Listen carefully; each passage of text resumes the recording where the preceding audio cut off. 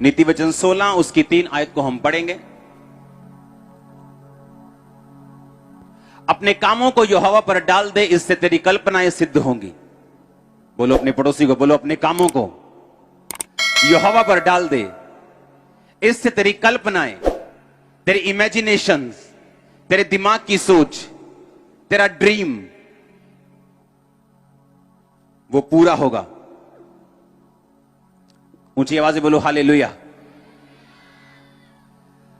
Bible कहती है जब परमेश्वर ने आदम को बनाया, उसने उसे अपनी समानता में बनाया,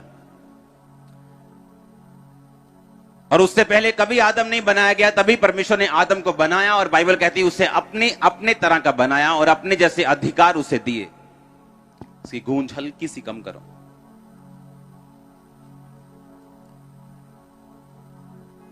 आपको बहुत ध्यान से सुनना है आज का वचन।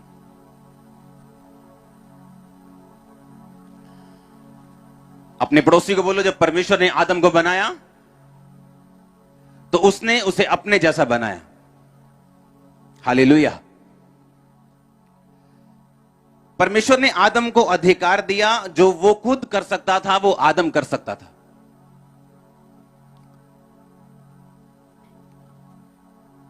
एक बार एक क्रिश्चियन परिवार में एक लड़की बिगड़ गई, और वो बिगड़ी नहीं, इतना बिगड़ गई कि उस परिवार में अपने पिता के दोस्तों के साथ और अपने भाई के दोस्तों के साथ, दोनों के साथ वो गलत थी। उसकी मम्मी को इतनी शर्म आई कि हम क्रिश्चियन हैं और हमारी लड़की ने हमारा मुंह काला कर दिया। कितने दिन वो रोती रही, दुखी होती रही, परमेश्वर से पूछती रही, और एक दिन अपने पास्टर के पास चली गई और पास्टर के पास जाके बोलती है कि पास्टर जी मेरी बेटी इस तरह से बिगड़ गई और मैं चाहती हूं कि आप मेरे लिए प्रार्थना करें कि वो मर जाए और परमेश्वर उसे उठा ले और उसे अपने पास बुला ले। उस पास्टर ने कहा तेरी बेटी में तो प्रॉब्लम है ही है, लेकिन तुझ में जो प्रॉब्लम है वो तेरी बेटी से भी बड़ी है, क्योंकि तू परमेश्वर के कामों को नहीं जानती, ना ही उसकी सामर्थ को जानती। तो उसने कहा मैं क्या करूं? उसने कहा तू एक दर्शन देख, तू एक इमेजिनेशन कर, अपने दिमाग में एक विजन देख, अपने दिमाग में एक कल्पना बना कि तेरी बेटी जो है वो व्हाइट कपड़ों में परमेश्वर का प्रचार कर रही है, तेरी बेटी तेरे घर आई है, तुझसे उसने माफी मांगी है और वो सुधर गई है और परमेश्वर के कामों का प्रचार कर रही है। उसने कहा ये तो हो ही नहीं सकता, मैं उसको बहुत बार समझा चुकी हूं, मैंने बहुत बार उसको गाइड किया, हमने मारा पीटा सब कुछ करके देख लिया, वो नहीं सुधरती। वो अपने घर से भी, हमारे घर से जा चुके हैं बाहर ही, मेरे हस्बैंड और मेरे जो बेटा है उसके दोस्तों के साथ वो रहती है, गलत काम करती है, सब कुछ करती है, बाहर ही रहती है।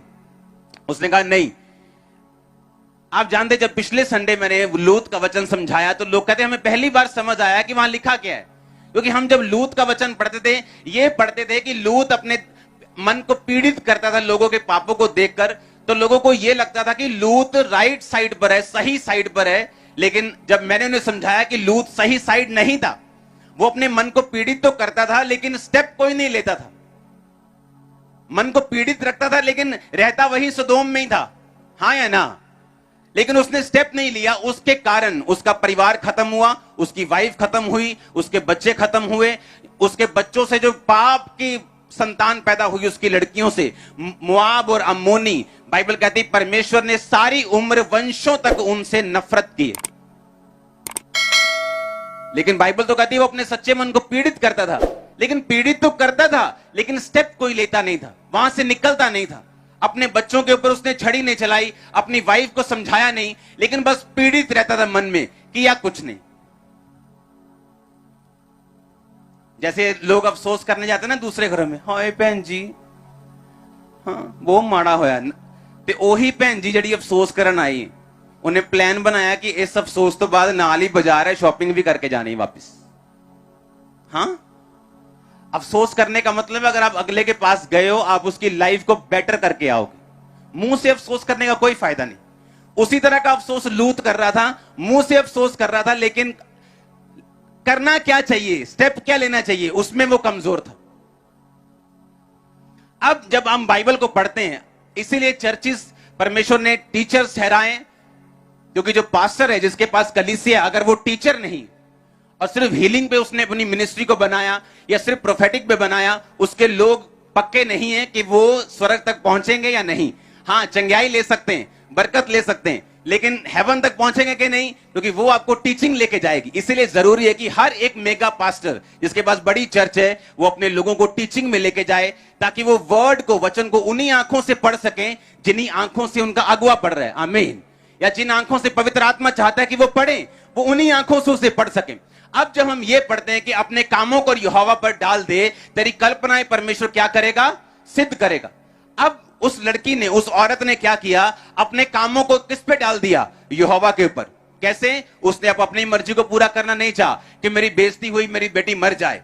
उसने अपने कामों को यहोवा पर डाल दिया, अपना सब कुछ परमेश्वर पे डाला, कल्पना बनाई, दिमाग में एक इमेजिन बनाया, इमेजिनेशन की, दिमाग में एक सोच बनाई कि हां मेरी बेटी वापस आ रही, हां मेरी बेटी वापस आ रही, हां मेरी बेटी वापस आ रही। हां, उसने पापों को छोड़ दिया और वो रोज इस इमेजिनेशन से प्रार्थना करने लगी।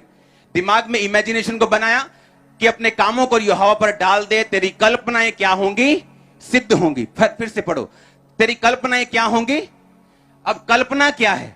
वो कल्पना मेगा चर्च की हो सकती, वो कल्पना बड़ा बिजनेस हो सकता है, वो कल्पना आपका पूरा परिवार का उद्धार हो सकता है, वो कल्पना आपकी मैरिड लाइफ का जो स्ट्रगल है उससे बाहर आना हो सकता है, वो कल्पना आपकी हीलिंग हो सकती है, आपकी चंगाई हो सकती, वो इमेजिनेशन आपके बच्चों के लिए आपकी हो सकती। परमेश्वर कहता अगर तू अपने कामों को मुझ पे डाल देगा, मैं तेरी कल्पनाओं को क्या कर दूंगा, सिद्ध कर दूंगा। अब जब इस वचन को हम वैसे पढ़ेंगे तो हम ऐसे पढ़ के आगे निकल जाएंगे, लेकिन इस वचन के पीछे जो पावर है परमेश्वर की, वो हमें कभी भी समझ नहीं आएगी। लेकिन आज आप उस पावर से भर के वापस जा रहे हैं, आप इक्विप्ड होके जा रहे हैं, आप हथियारों से लैस होके आज से वापस जा रहे हैं। और मैं यीशु मसीह के नाम में बड़े कामों को आपकी लाइफ पे होता हुआ देख रहा हूं। मैंने कहा बड़ी इमेजिनेशंस को पूरा होते हुए देख रहा हूं। वो कोई भी क्यों ना हो, यीशु मसीह के नाम में उसे मैं पूरा होते हुए देख रहा हूं। परमेश्वर कहता तेरी कल्पनाएं सिद्ध होंगी। उसने ये नहीं कहा पर तेरी कल्पना इस लेवल की होनी चाहिए, तेरी कल्पना आगे नहीं जानी चाहिए, तेरी कल्पना बस 10,000 लोगों से ऊपर नहीं होनी चाहिए, तेरी कल्पना बस हीलिंग इतनी होनी चाहिए, कैंसर की कल्पना नहीं होनी चाहिए कि वो हील हो जाए, बस सिर दर्द तक रहनी चाहिए। उसने ये नहीं कहा। उसने कहा तेरी कल्पनाएं क्या होंगी, सिद्ध होंगी। तू जितनी कल्पना कर सकता है, परमेश्वर ने कहा मैं उसे सिद्ध कर सकता हूं, लेकिन हर एक काम का तरीका है करने का। हालेलुया। जिस तरह अगर आज कोई रोता रहे चंगाई के लिए, उसे चंगाई नहीं मिलती, वो रोता रोता मर भी सकता है, जब तक वो अंगीकार ना करे कि उसके कोड़े खाने से मैं चंगा हो चुका हूं। अपने आप को तौबा में रखे, परमेश्वर में रखे, अंगीकार में रखे, विश्वास रखे और उसको पक्का अंगीकार करके रखे लगातार, तो वो उन चीजों को हासिल करता है। मैंने किया, आप में से बहुत लोगों ने किया, हां या ना। इसी तरह से ये वचन भी अपने आप पूरा नहीं होता जब तक आप इस वचन को पूरा करने के लिए स्टेप्स नहीं लेते अपनी लाइफ में। हालेलुया। फिर से पढ़ेंगे, अपने कामों को यहोवा पर डाल दे, तेरी कल्पनाएं सिद्ध होंगी। इस दुनिया में 3 आत्माएं हैं, एक पवित्र आत्मा, दूसरा इंसान का आत्मा, तीसरा शैतान का आत्मा। कितनी आत्माएं दुनिया में? एक परमेश्वर का, एक आपका और एक शैतान का। ये पावर, ये इमेजिनेशन, ये रियल है, मैं आपको साबित करूंगा आज। उत्पत्ति वाली हम वचन को पढ़ेंगे, 30 बाप वाले वचन को। लाबान ने उससे कहा, यदि तेरी दृष्टि में मैंने अनुग्रह पाया है तो यहीं रह जा, क्योंकि मैंने अनुभव से जान लिया कि यहोवा ने तेरे कारण से मुझे आशीष दी है।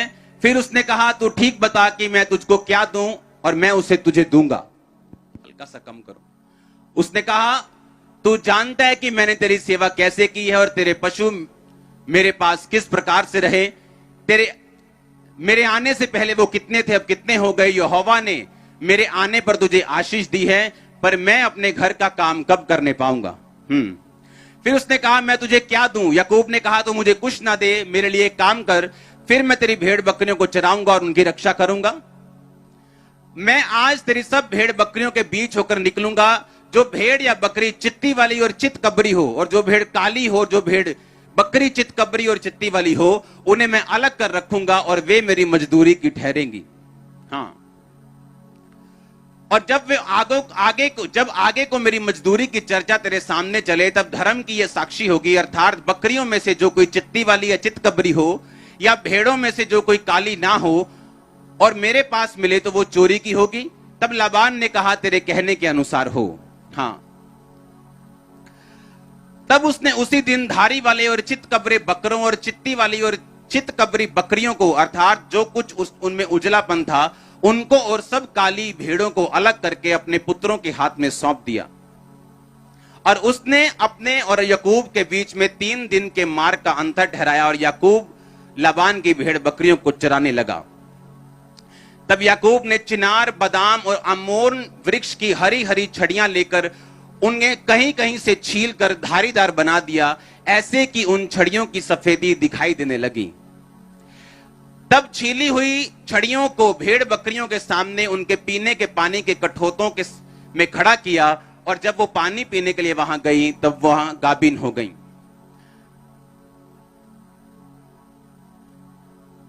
अब मैं चाहता हूं 31 उत्पत्ति वाला हम वचन पढ़ें।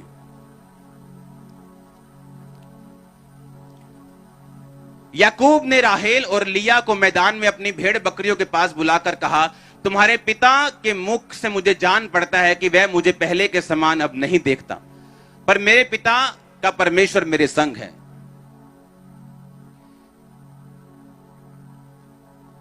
अब ध्यान से सुनो, जब मूसा इस्राएलियों को छुड़ाने के लिए गया, तो वहां पर जो जादूगर थे, उन्होंने अपनी सांप को क्या बना दिया था? छड़ी को क्या बना दिया था? बनाया कि नहीं बनाया?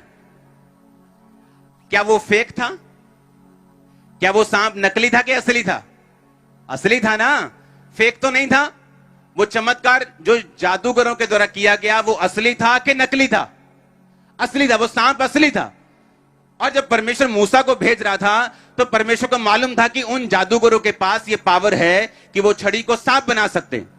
तो परमेश्वर ने मूसा को कहा, उनके पास पावर है, लेकिन मैं भी तुझे पावर देके भेजता हूं, तू जो सांप बनाएगा वो उनके सांप को क्या कर लेगा? खा जाएगा।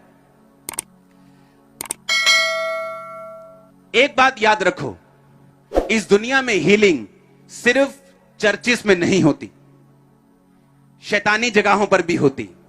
अगर आपको ना मालूम हो तो मैं आपको बता सकता हूं, क्योंकि जो लोग इमेजिनेशन की पावर को समझते हैं, याद रखो, जब परमेश्वर ने आदम को बनाया, उसे कहा फ्रूटफुल हो, बच्चे जन, हां या ना? अगर वो आदम परमेश्वर से हट जाए, तो क्या उसके बच्चे होते हैं कि नहीं होते? होते हैं। तभी तो दुनिया की आबादी बढ़ रही है। अगर कोई क्रिश्चियन नहीं है तो बच्चे उन्हें बंद हो जाते हैं क्या? क्यों? क्योंकि परमेश्वर ने आदम के लिए ये रूल ठहराया और उसको इस सिस्टम में डाल दिया। अब ध्यान से समझना,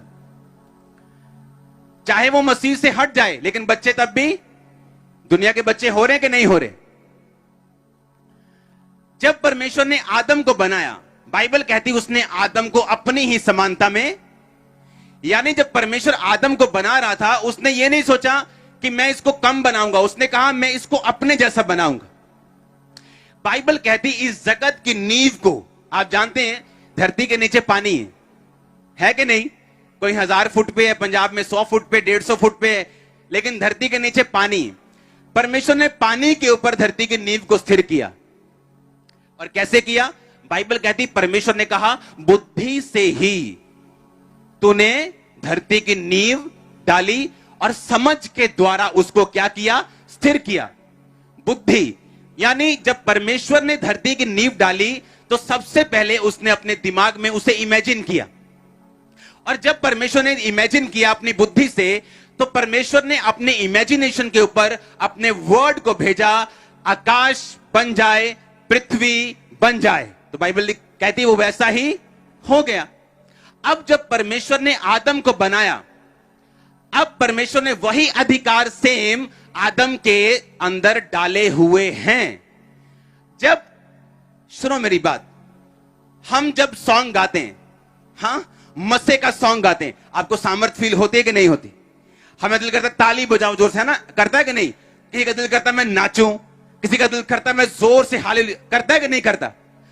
वही सेम सॉन्ग अगर आप शैतानी लगा दें, हां, वो डांस करने का दिल करता है कि नहीं करता? क्यों? क्योंकि वो भी एक पावर है।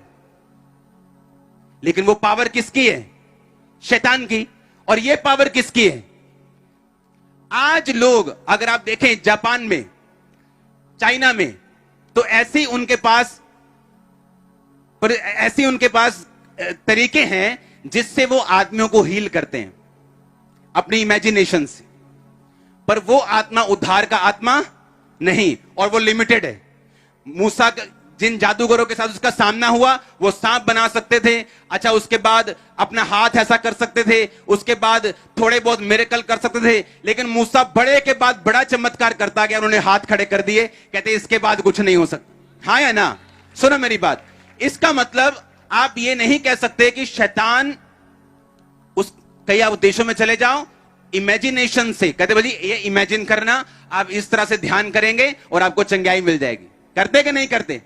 और वो रियल है, क्योंकि उनको ये रूल मालूम है कि अपनी इमेजिनेशन को एक्टिवेट करके हम मटेरियल वर्ल्ड के ऊपर, दुनियावी वर्ल्ड के ऊपर हम कब्जा कर सकते हैं। कितने को समझ आ रहा है? आज का वचन ज्यादा गहरा तो नहीं हो रहा? समझ आ रहा है कि नहीं? उन्होंने कहा अपनी सोच के ऊपर कब्जा करके हम अपने दुनियावी, जो दुनिया की चीजें हैं, उन पर कब्जा कर सकते हैं। और इसीलिए वो ध्यान करवाते हैं, बोलते ध्यान करो, और लोग हील भी होते। लोग बोलते हैं कि मैं वहां पे गया, उन्होंने ध्यान करने के लिए बोला, ये किया और मैं हील हुआ, लेकिन वो एक लिमिटेड लेवल तक है। लेकिन जब यीशु मसीह आपको हील करता है, वो आपको सेव करता है, स्ट्रांग करता है, वंशों तक लेके जाता है। वो पैसा देकर दुख नहीं मिलाता। कितनों को समझ आ रही मेरी बात? अब ये बात अगर आपको नहीं मालूम, मान लो एक राजा जिसका बच्चा पैदा हुआ और वो बच्चा कोई दूसरे देश में चला गया, उसको मालूम नहीं कि मैं प्रिंस हूं, या उसको मालूम नहीं मैं राजकुमारी हूं। जब तक उसको ये मालूम नहीं और जब तक वो अपने देश में ना आए, तब तक वो अपने अधिकारों का प्रयोग नहीं कर सकती, अपने लाइफ को उस लेवल पर एंजॉय नहीं कर सकती जिस लेवल में वो पैदा हुई। हाँ या ना?